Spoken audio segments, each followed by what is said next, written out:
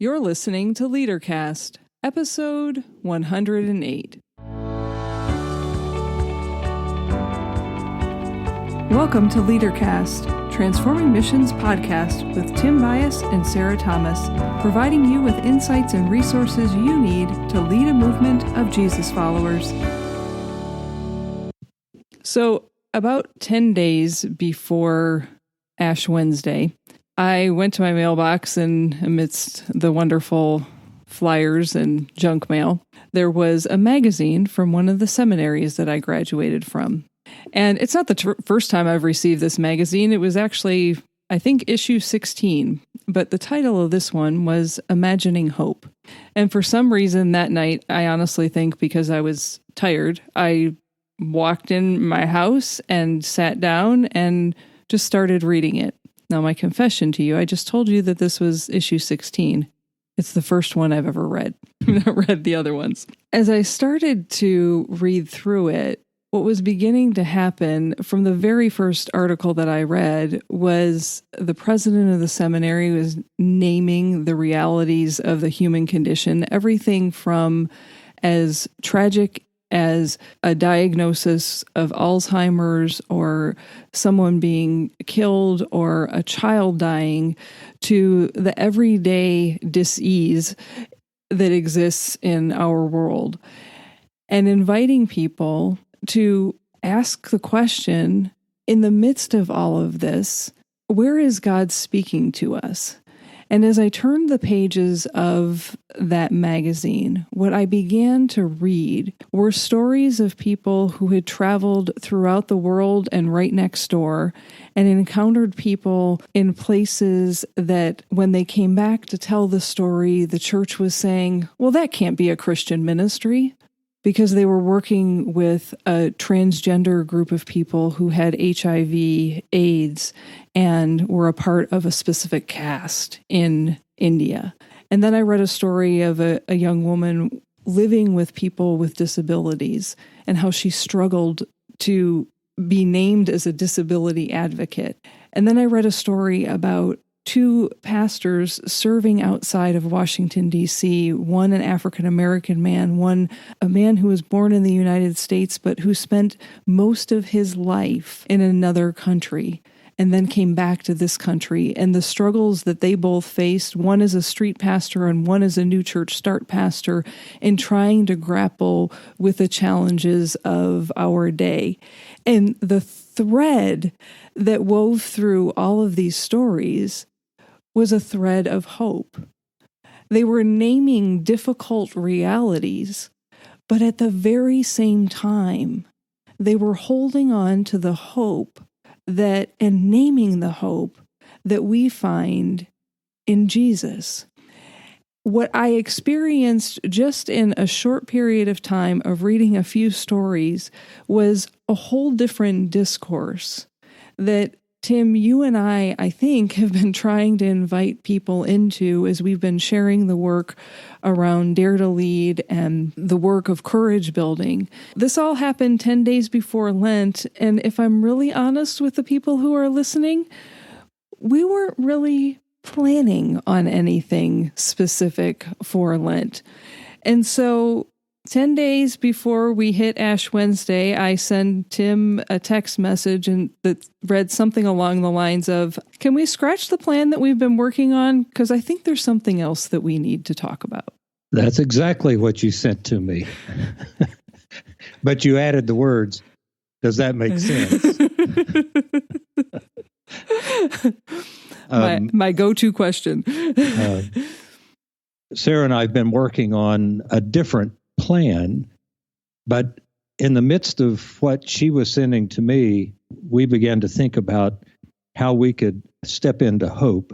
And so what we want to offer over these next few weeks is not an alternative to what you've already have planned for Lent. I mean, you've already made your plans. What we'd like to do is to enhance what you're doing. If there's some way we could bring some kind of hope to you, just for you as an individual, as you're leading, or how that gets intertwined with what you're offering, that's what we want to offer. in a kind of way that in the everyday, ordinary living that we have, that all of us experience, where's the hope in the midst of all of this? Yeah, and so that's why we're calling this Stepping into the Arena. And you're going to have 6 different parts to this series of Step into the Arena.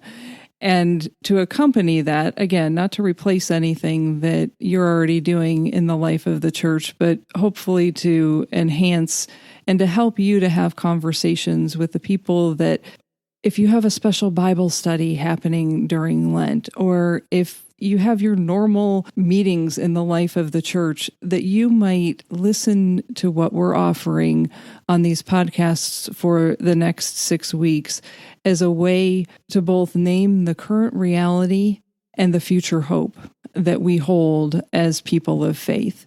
And so as a part of that, we invite you to join us for Learning to Rise, the Hope of Lament, inside of our Facebook group. And we'll link to that in the show notes, on the show notes page. And if that statement feels contradictory, the hope of lament, that's exactly why we're doing it. As you'll learn from this episode, for far too long, we've compartmentalized our faith. Perhaps because we want to be people of hope, but more likely it's that numb denial of the reality of the context in which we're living, not just today, but the human experience. Over the next 6 weeks, as we journey through Lent, we want to offer you questions, stories, illustrations that can help you lead people into the arena. And when we talk about the arena, it's the very place where the whole reality of life, leadership, culture, faith all come together and where we hold them together. You can find show notes for this episode at transformingmission.org/108. And I got to stop right there. This is episode 108. And Sarah, we started out talking about hope, and we're at 108, and we're still offering hope. We simply want to share with you why we're doing what we're doing and why we chose to shift our plans at what kind of feels like at the last minute. We had 10 days. It wasn't totally the last minute. To say it as simply as I can, and you've heard me say this before, we want people to follow Jesus every day. And we want you to do that where you live, work, and play. And as leaders of people who are doing that, we want you to be able to help people to share the love of God that we know in Jesus. That may sound simple and it may sound broad, but that's why we're doing this. We want to model for you what that looks like, dare I say, even when it's hard. So, Sarah, let's get started. And let me ask you this question. What do you lament? There you have it, folks.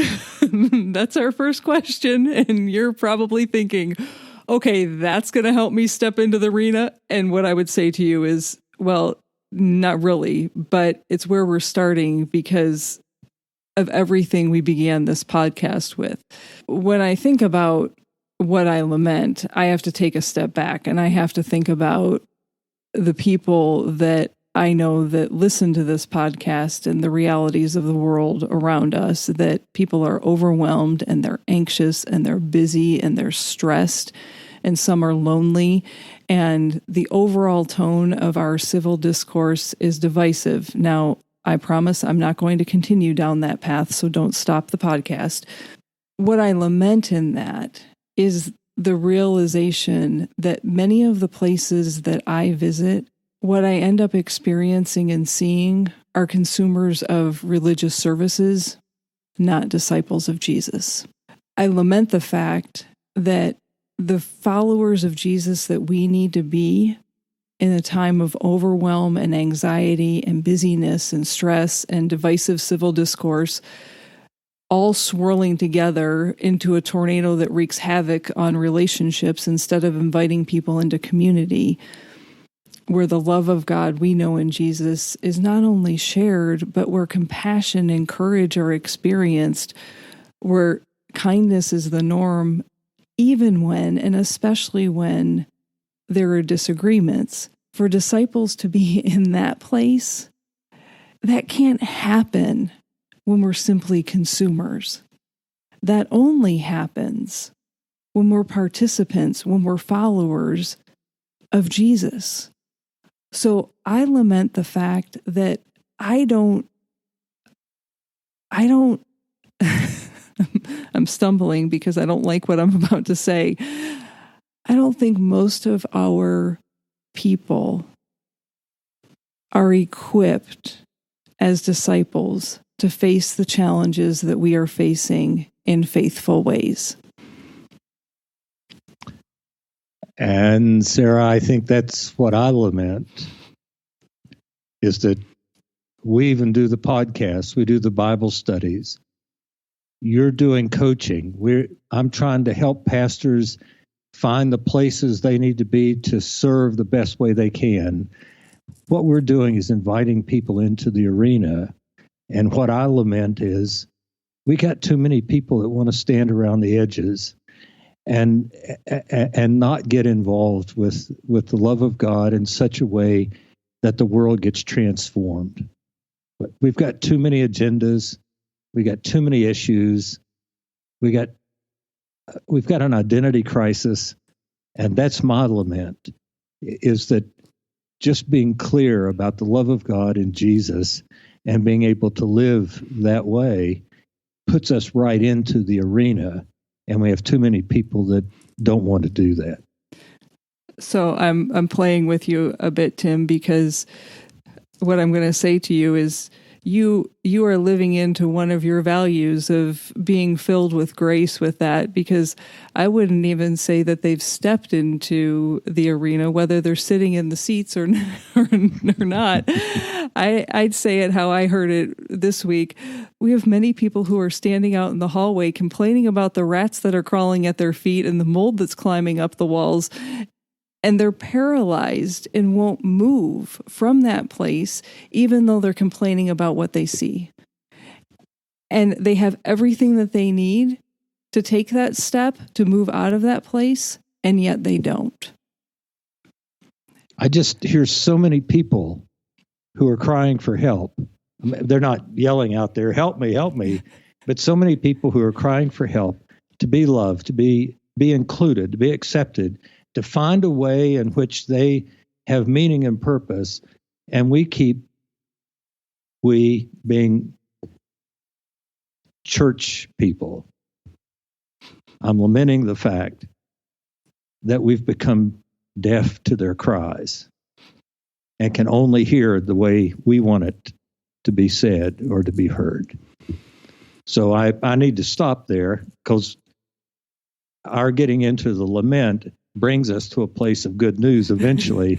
But why are we doing this? It's because everyone who's listening to us, who's a leader in a congregation, pastor or congregational leader, has to be able to name the hurt and the pain before they can name the good news.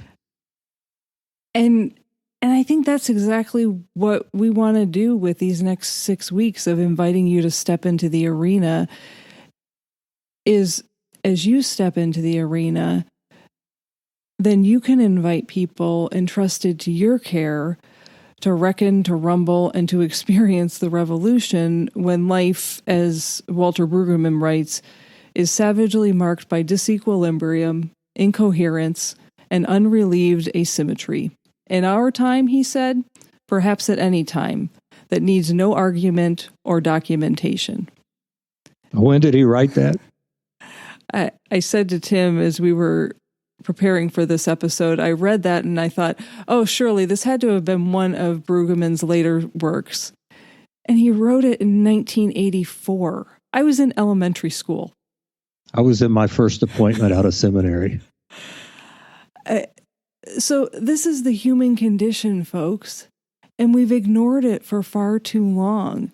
And so when I think about what I shared, about what I lament, Tim, about what you shared, if I'm really honest with you, it makes me sad. Because that's not what we have both named well, I'll say it for me. That's not why I said yes to Jesus. That's not why I said yes to stepping into leadership. It was because of what I was seeing in the world and the need for Jesus that I said yes to it. And so part of that disequilibrium that we've noticed is that whether it's you want to use the image of standing in the hallway with the rats in the mold or sitting in the seats and not stepping down into the arena and experiencing the love of God that we know in Jesus, is that as we participate and gather as a church for what we do every Sunday, as we sing songs and pray prayers, often the only thing that we ever name is that God's ultimately in control. And of course we believe that. The question that we're wrestling with and inviting you to wrestle with is, are you willing to embrace the totality of humanity and recognize that, yes, our God reigns, and the turbulence and turmoil in our world is continuing to escalate out of control? And so how do we begin to address that? How do we begin to name that? And that's where I was then led into the Psalms of Lament, or as Brueggemann calls them, the Psalms of Disorientation.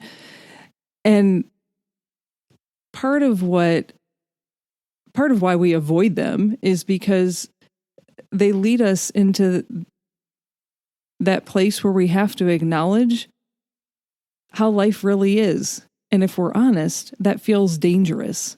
And some of those psalms include thoughts that most of us would say, I can't think that if I'm a follower of Jesus, and I'm certainly not going to name that. And so this isn't 6 weeks about a pity party or about naming everything that is wrong.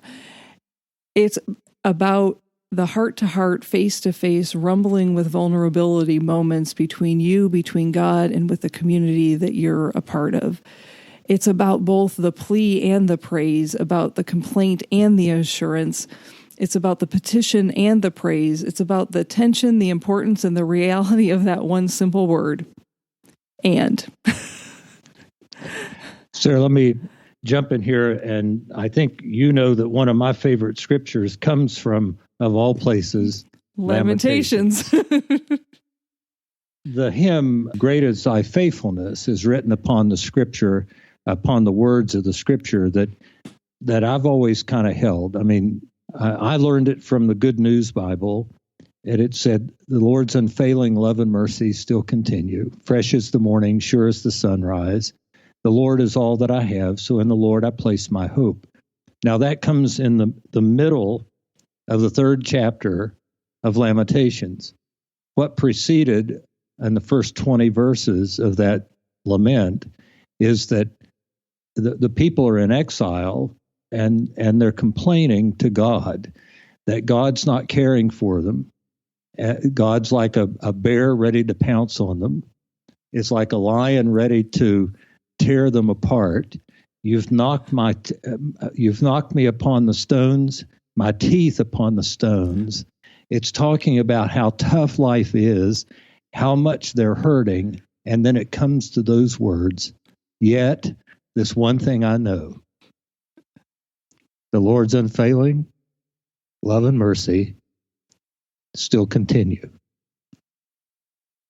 I guess what I want to say before we talk about the plan is that if we could come alongside anyone who's leading in this season to know the pain of people not only in their congregations, but in the world in which we live, the political climate, the cultural norms that are just being batted around, social media where people just take all the exercise to do whatever they want to do and to say, and that we could be able to name that and then say, but you know, the one thing we can stand on is the Lord's unfailing love and mercy still continue. I interrupted us. We've got something else we want to say here, but that's That's really what we're talking about over these next few weeks. That's exactly what we're talking about over the next 5 weeks.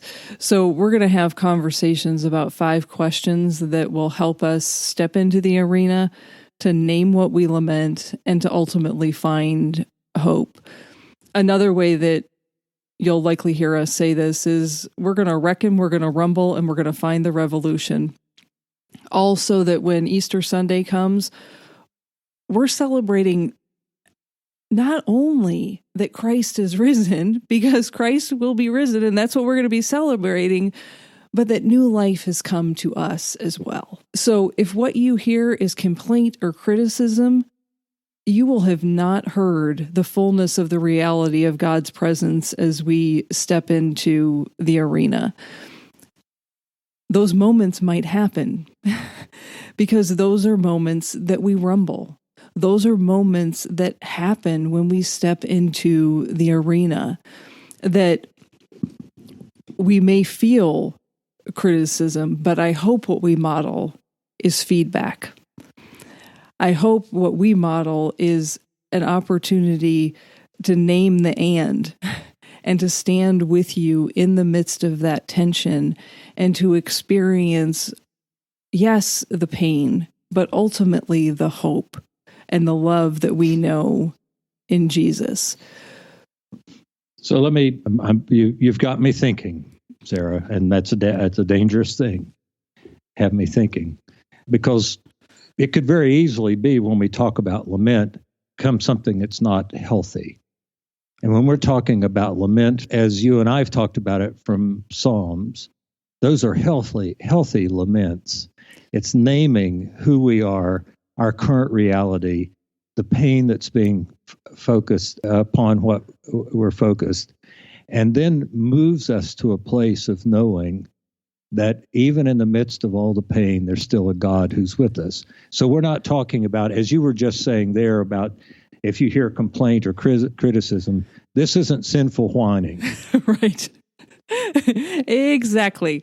And if you look at any of the Psalms, and if you've ever studied any of the Psalms, that's part of what I find beautiful about the Psalter is that, yeah, there's the pain. Yeah, there's the petition that is named in that.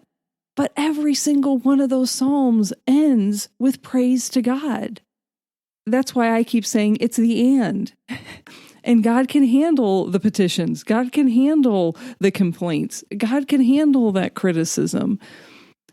What God can't handle is when we criticize one another, when we complain at one another, when we're hateful and hurtful to one another. Are you saying we that we challenge God's patience when we do that? I'm not going to speak for God, but I think that's part of when I think about the Psalms. We have these beautiful prayers and these beautiful petitions that model for us a way to be in conversation with God, so that we can be in conversation with one another in ways that are filled with grace and filled with hope and are honest. And I believe all of that can happen because I've seen it happen and I've seen it modeled. I haven't seen it often enough. And so what we're doing is trying to invite people into the arena so we can see it more often. Yeah.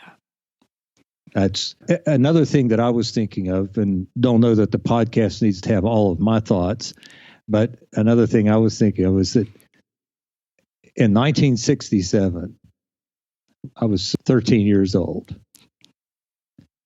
and I led my first devotion in Sunday school. The church didn't know they were doing it, but they were really raising up leaders by giving us opportunity. And the very first devotional I ever did, I was 13, I used Psalm 1. I don't know that it's a lament, but it was the first psalm. And it's talking about having your roots go deep into the ground like a tree planted by the waters. I've heard that psalm used at times about just standing firm with what you believe. But I think if we look at it from the perspective of lament and the praise, lament and praise, as we're talking about here, what the psalmist was trying to do at the very beginning was to say the root's deep in lament and praise. You're not moved. You are who you're supposed to be. It's not a psalm to be read that this is where I stand and you can't move me.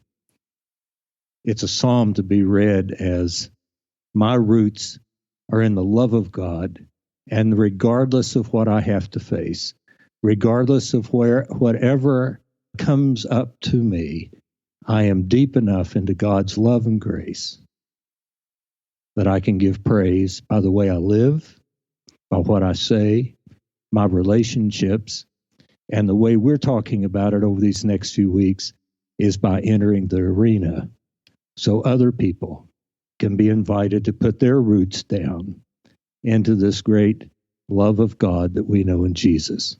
So with that, let me simply remind you that within the Facebook group of Following Jesus Every Day that Transforming Mission sponsors, each week we'll be offering a psalm with questions to help you both wrestle with the lament, but also to find the hope in the midst of that. So we'll link to the Facebook group again in the show notes, and you can find that link on the show notes page at transformingmission.org/108.